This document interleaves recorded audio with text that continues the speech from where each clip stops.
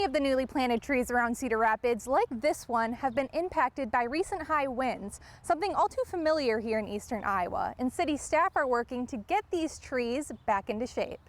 Strong winds can be harmful to newly planted trees because their root systems aren't well established, making them more likely to get uprooted or damaged. Relief Cedar Rapids has been monitoring these trees around town, sending contractors out to replace the trees that can't be saved. They'll continue to water the newly planted trees once a week for the first 2 years after planting.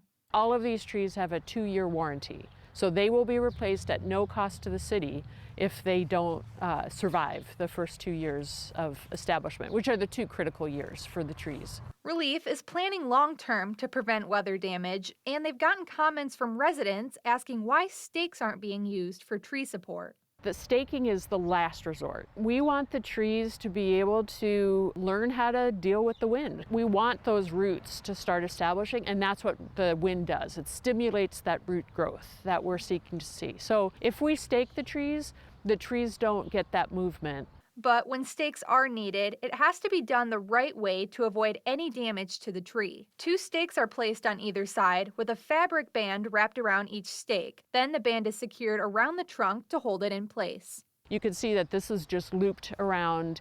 It's soft on the tree trunk and it allows the tree to move. In Cedar Rapids, meteorologist Grayson Freund, Iowa's News Now.